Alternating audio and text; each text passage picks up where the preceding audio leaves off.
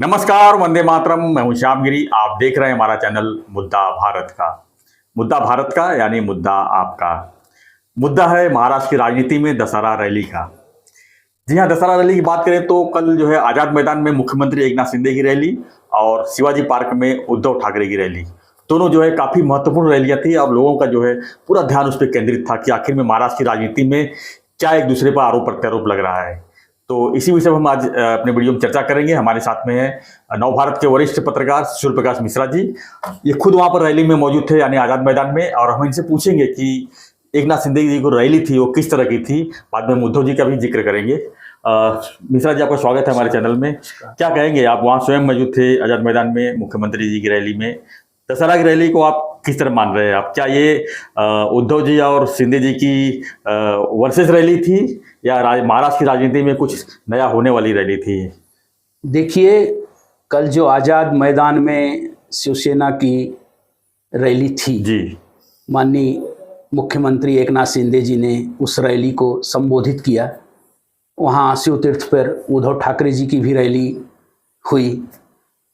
यह रैली जो आज़ाद मैदान की रैली थी वो कई मायनों में थोड़ी इस बार अलग नजर आई। जी, जैसा मैं कह रहा हूँ आपको कि पहली बार जैसे लगा जब विभाजन हुआ 1 साल 1.5 साल पहले, जब शिवसेना का पिछले साल और एकनाथ शिंदे जी ने इतना बड़ा निर्णय लेते हुए 40 विधायकों के साथ निकले, 50 विधायकों के साथ उन्होंने सरकार बनाई और 1.5 साल से लगातार लगभग सरकार अच्छी तरह यशस्वी मुख्यमंत्री के रूप में वो उभरे हैं। जो कल रैली थी तो आपने देखा होगा कि कल की रैली अगर आपने देखी भी होगी और उन्हीं भी हो, मैं तो वहाँ उपस्थित था। ये अलग ही रैली एक तरह का दिखाई दिया मुझे। उसमें मुख्यमंत्री एकनाथ शिंदे जी में गजब का आत्मविश्वास दिखा, गजब का आत्मविश्वास। ऐसा मैं कह रहा हूं, मैं 25-30 साल से उनको जान रहा हूं, देख रहा हूं, लेकिन इस तरह से जो धारा प्रवाह और एक एक करके उन्होंने जो विरोधी पक्ष यानी विरोधी पक्ष कहेंगे या उद्धव जी ठाकरे के ऊपर जो तोप दागी या उनकी आलोचनाएं की बिना नाम लिए, वो अपने आप में मतलब जैसे लग रहा था कि जनता को, कार्यकर्ताओं को लगातार कनेक्ट कर रहे हैं। तो मुझे यह देखा, और सबसे बड़ी बात यह रही कि आपने देखा होगा कि पूरे मंच पर केवल बाला साहब हिंदुत्व जो उनका मुद्दा रहा शुरू से, जिस मुद्दे को लेकर उन्होंने शिवसेना छोड़ी और ये सरकार बनाई, तो कुल मिलाकर केवल बाला साहब उस मंच पर उनकी ही तस्वीर दिख रही थी। इवन एकनाथ शिंदे जी जो मुख्य नेता हैं, मुख्यमंत्री हैं राज्य के, उनकी कोई तस्वीर वहां पर मंच पर नहीं थी। बाला साहब की चेयर भी रखी हुई थी। केवल बाला साहब की, जो आपने कहा कि बिल्कुल चेयर रखी थी, उन्होंने उसको साष्टांग प्रणाम भी किया। लेकिन जिस तरीके से, जिस धारा प्रवाह तरीके से मुद्दों को लेकर उन्होंने उद्धव ठाकरे पर हमला बोलने के साथ साथ राज्य के विकास की बात की, एक शिवसैनिक के रूप में बात की, कि जैसे उन्होंने कहा कि मैं अभी भी एक शिवसैनिक हूं और मैं राज्य का मुख्यमंत्री भले हूं, राज्य के हर व्यक्ति, हर शिवसैनिक राज्य का मुख्यमंत्री समझे, और उन्होंने उसको साबित करके भी दिखाया जिस तरीके की से उनकी बातें थी। अब देखिए, शिवसेना के विभाजन के बाद उनको निशान मिला, उसके बाद नाम मिला, तो उसको लेकर एक कार्यकर्ताओं में भी गजब का आत्मविश्वास झलक रहा था। अब आप देखिए पूरा भगवा वो मैं नहीं कहता कि एकनाथ शिंदे जी ने पूरी तरह महाराष्ट्र को भगवामय कर दिया है या हिंदुत्व, लेकिन जो भाषा, जिस बात का उन्होंने उल्लेख किया, जिन मुद्दों को उन्होंने लोगों के समक्ष रखा, उससे लगा कि वो डायरेक्ट कनेक्ट कर रहे हैं, एक मुख्यमंत्री के रूप में भी और एक शिवसेना के सर्वे सर्वा नेता के रूप में भी। तो उन्होंने जिस तरह से मंच पर भी लोगों आए, उन्होंने, नेताओं ने उनका साथ दिया, कार्यकर्ता, इवन जैसे अब्दुल सत्तार के बारे में भी उन्होंने बात की। कार्यकर्ता अब्दुल सत्तार जैसे कहा कि हम कभी कभी बाला साहब का भाषण जो है इसी तरह से जमीन पर बैठकर सुना करते थे। अब्दुल सत्तार जैसे लोग, हम हिंदुत्व की बात तो करते हैं, लेकिन अब्दुल सत्तार जैसे लोग भी हैं जो हमारे साथ, कि हम विकास की बात, सबको लेकर चलने वाले हिंदुत्व की बात करते हैं। तो उन्होंने, जो मुझे लगा कि जो उन्होंने कहा और जिस तरीके से कहा, जिस धारा प्रवाह के साथ उन्होंने लोगों से कनेक्ट करने की कोशिश की, उसमें वो सफल हुए। हमने 3-4 दिन पहले हमने एक वीडियो बनाया था, इसमें कहा था कि शिंदे साहब जो है दिघे साहब का जो है कुछ उनके बारे में गौप्यस्फोट करेंगे, जी। उनके मृत्यु के बारे में गौप्यस्फोट करेंगे, हाँ। तो उस तरह वो चीज़ क्या देखने को मिला उसमें? वो चीज देखिए उन्होंने जिक्र किया, उन्होंने देखिए इस रैली के माध्यम से राज ठाकरे को सीधे जोड़ा जी। कि अपने आनंद दिघे जी ने राज ठाकरे की थोड़ी सी प्रशंसा क्या कर दी थी कि सामने वाले मतलब उद्धव पर निशाना उन्होंने साधते हुए कि वो नाराज हो गए, यहाँ तक कि उतनी इतनी बड़ी दुर्घटना हुई वो उसमें उन्हें देखने नहीं आए, उनके अंतिम संस्कार में उन्होंने भाग नहीं लिया। जो मतलब एकनाथ शिंदे ने जिन्होंने कहते हैं ना गांव गांव में शिवसेना को पहुंचाया था, थाने जिले में, और एक बाला साहब के बाद सबसे लोकप्रिय चेहरा जो था शिवसेना का वो आनंद दिघे जी थे, और उन्हीं की शागिर्दी में ये सब पले बढ़े, और इन्होंने बहुत नजदीक से आनंद दिघे जी की कार्यप्रणाली को देखा है एकनाथ शिंदे जी ने। तो उन्होंने जो बता रहे थे तो इससे कार्यकर्ताओं को लग रहा था कि हाँ नहीं ये सच्चाई बयां कर रहे हैं कि हमारा कोई महत्व तो उन्होंने कभी रखा नहीं, समझा नहीं। उन्होंने कहा ना कि जो हमारे यहाँ आए हम गद्दार गद्दार कहते हो, असली तो जो उनके कारकुन जो हैं या जो भी हैं, उन्होंने जिस तरीके से उनका विश्लेषण किया कि ये जो हैं हम लोग जो हैं स्वाभिमान के लिए छोड़ के आए, और असली स्वाभिमानी या असली आजाद जो है, बोलते हैं आजाद मैदान में शिवसेना हमारी आजाद हुई। लेकिन मैंने देखा रैली का जो नियोजन था इसमें उनमें दिख रहा है एकनाथ शिंदे जी के पुत्र जो हैं डॉक्टर श्रीकांत शिंदे जी, लगातार इन लोगों के नेतृत्व में रैली का नियोजन किया गया। जिस तरह के महाराष्ट्र की बात हुई, जिस तरह से उन्होंने मराठा समाज की बात की, तो इससे लगा कि एकमात्र ये रैली केवल एक दिखावे की रैली नहीं या किसी पे हमले की रैली नहीं, या हमला तो बोला उन्होंने और जमकर बोला और उस पर वो सफल भी हुए, लेकिन उन्होंने महाराष्ट्र के विकास की बात की, सर्वांगीण विकास की बात की कि भाई महाराष्ट्र के विकास को लेकर, मुंबई के विकास को लेकर, मुंबई तोड़ने की बात होती है तो बोले चुनावी मुद्दा है, सही बात है। हमेशा जब कोई मामला आता है तो लोगों की भावनाओं के साथ खेलने का काम होता है कि मुंबई महाराष्ट्र से तोड़ी जा रही है, लेकिन मुंबई तो आज स्वतंत्रता के बाद से ही मुंबई न टूटी है न टूटेगी। तो मुंबई आर्थिक राजधानी है देश की, तो मुंबई को विश्व स्तरीय शहर किस तरह से बनाना है, या मोदी या केंद्र सरकार के सहयोग से, तो उन्होंने जो बातें की ना, विकास की भी बातें की, उन्होंने उद्धव पे जमकर निशाना भी साधा, और अपनी बात जो है ना वो कहने में ऐसा लगा कि पूरी तरह सफल हुए हैं एक परिपक्व नेता के रूप में, एक मुख्यमंत्री के रूप में।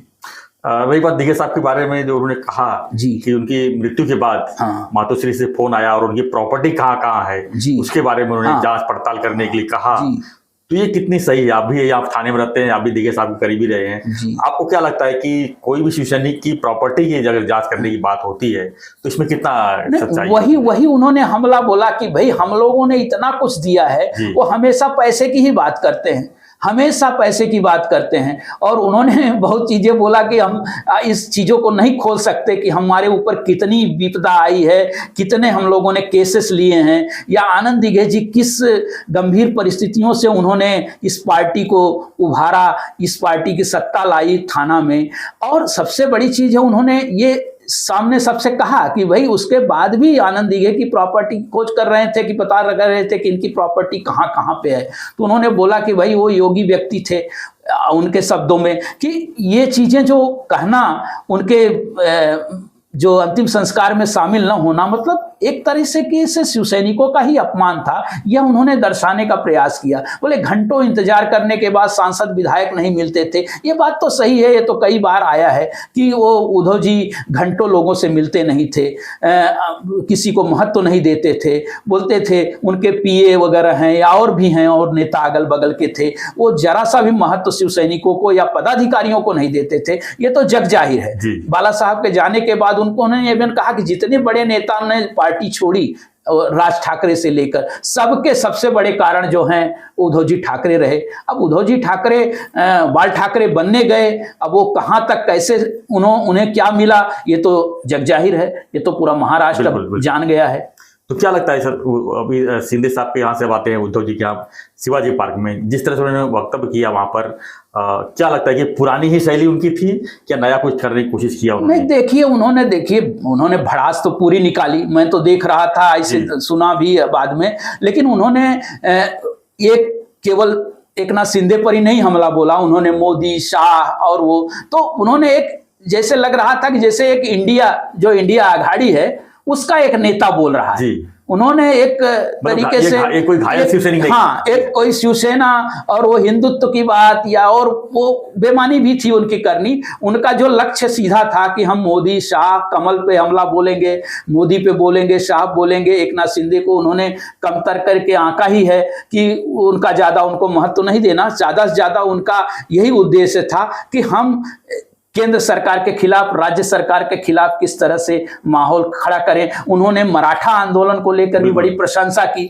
जबकि इस मराठा आंदोलन की बात करते हैं, मराठा आंदोलन को लेकर कभी भी इस तरीके से न शिवसेना मुखर रही, न राष्ट्रवादी मुखर रही, न बीजेपी या शिवसेना, कोई मुखर नहीं। सभी पार्टियों ने सत्ता रही है, उतना मुखरता के साथ उन्होंने कभी, लेकिन जिस तरीके से उन्होंने समर्थन किया तो उसमें उनका राजनीतिक पुट नजर आ रहा था। लेकिन फिर मुख्यमंत्री ने अंतिम में यह कहकर उनके सारे जो उन्होंने तीर चलाए थे उस पर पानी फेर दिया कि भाई हम आरक्षण दे कर रहेंगे। और उन्होंने ये भी कहा कि सब पार्टियां जो है इस तरीके का जो काम कर रही हैं, ये जानबूझकर राजनीति या जानबूझ का अस्थिर करने का प्रयास है, सरकार को बदनाम करने का प्रयास है। हमारा प्रयास पूरी तरह जारी है। तो दोनों ने अपने अपने तरीके से एक दूसरे पर तोप दागने का प्रयास किया। लेकिन मुझे पहली बार लगा कि एकनाथ शिंदे जी ने बहुत अपने चिर परिचित अंदाज को, पुराने अंदाज को छोड़कर एक नए अंदाज में, एक मुख्यमंत्री के रूप में, एक नेता के रूप में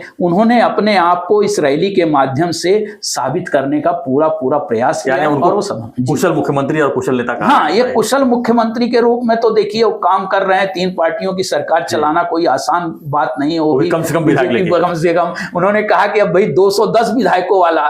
लेकिन जो आत्मविश्वास दिखा ना, जो कॉन्फिडेंस दिखा इस बार की रैली में, वो एक अपने आप में अलग ही था। उनके नेताओं में भी कॉन्फिडेंस दिखा, कार्यकर्ताओं में भी दिखा, और जिस तरीके का उन्होंने नियोजन आज़ाद मैदान पे किया था, ये अपने आप में, ये इस तरह की हम कहेंगे कि पहली रैली इस तरह की हुई है शिवसेना की, जो उसका संदेश जो है ना दूरगामी जाएगा। अन्य पार्टियों में भी इसकी चर्चा रही, बीजेपी में हो या राष्ट्रवादी में हो। मिश्रा जी, आप जो है शिंदे साहब की इतनी तारीफ कर रहे हो, तो क्या लगता है उद्धव में क्या कमियां देखा आपने? क्या इस रैली में कोई लोग नहीं थे, या इस रैली में उनका भाषण सही नहीं था, या उनके इस रैली में जो है कुछ और बोल गए? देखिए, दोनों का अपना अपना चिर परिचित अंदाज था।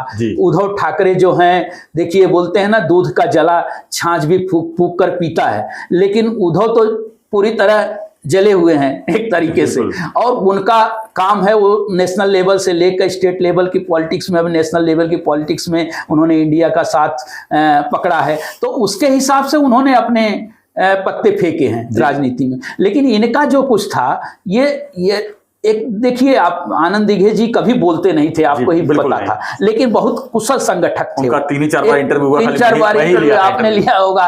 और हम लोग बोलते नहीं थे, कुछ बहुत कम शब्दों में वो बयां करते थे, लेकिन एक कुशल संगठक थे। उनकी ही छत्र छाया में मुख्यमंत्री एकनाथ शिंदे साहब आगे बढ़े, और इनका भी यही स्थिति थी कि ये भाषण कम देते थे, काम ज्यादा करते थे, या लोगों के बीच में उतरने का काम करते थे। लेकिन इस बार इन्होंने साबित किया, पिछले 1 सालों में इन्होंने साबित किया है कि मैं लोगों से कनेक्ट कर सकता हूं, लोगों के बीच में जा सकता हूं, तो लोगों के मुद्दों को भी रख सकता हूं, सार्वजनिक रूप से रख सकता हूं। और उन्होंने ये भी कहा कि भाई इनकी जो बातें हैं, ये कितना, मतलब बोलते हैं ना, एक चेहरे पर कितने चेहरे लगा लेते हैं, तो मतलब उनके कई चेहरे हैं। तो उन्होंने कुछ चेहरों का पर्दाफाश भी किया चिर परिचित अंदाज में।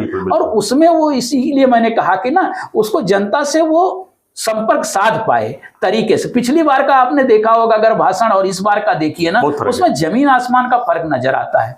आप सोचिए, मैं इतना हैरान हूं, 10 बजे वो व्यक्ति वहां भाषण दे के निकलते हैं और 12 बजे थाने में पहुंचते हैं और पूरे तालाब पाली का चक्कर मारते हैं, हजारों लोगों के बीच में। वो देवी के विसर्जन में शामिल होते हैं, छोटे छोटे विसर्जनों में शामिल। मतलब एक मुख्यमंत्री, एक इतनी बड़ी पार्टी का नेता लेकर, और एक इतने बड़े राज्य का मुख्यमंत्री, फिर आके वो उनके साथ उनके नरेश मस्के जी, उनके पुत्र डॉक्टर श्रीकांत शिंदे जी, सब बीच में जनता के 2 लाख की जनता के बीच से निकले, फिर आके वो तालाब पाली पे पहुंच जाते हैं। तो ये अपने आप में एक अलग संदेश जाता है इसका कि भाई वहां हमने अभी भाषण किया, नहीं तो वो एक दिन भाषण करते हैं नेता, तो 10 दिन आराम करते हैं। बिल्कुल आराम करते हैं और चले जाते हैं कि भाई बहुत विदेश चले जाते हैं घूमने। ये फर्क है कि आप 1 घंटे के अंदर आप थाने पहुंचते हैं और फिर दुर्गा पूजा की विसर्जन की रैली में शामिल हो जाते हैं, लोगों में जाते हैं, जो बुलाता है वहां आरती का थाल लेके छोटे छोटे मंडलों में खड़े हैं। तो ये जो कनेक्शन है, जो संपर्क है, ये बहुत कुछ कहता है और इसका असर पड़ता है। तो आखिरी सवाल ये है कि कुल मिला के आप क्या कहेंगे कि जो दोनों रैलियां थी उसका आने वाले दिन में जो महाराष्ट्र की राजनीति में क्या प्रभाव डालेगी? बहुत प्रभाव डालेगी, मैं समझता हूँ। देखिए, रैलियां हैं, रैलियों में भीड़ जमती, दोनों रैलियों में भीड़ थी, मैं देखा। क्या मैसेज जा रहा है? इसका मैसेज तो देखिए इतना ही जा रहा है कि मुख्यमंत्री जी अपने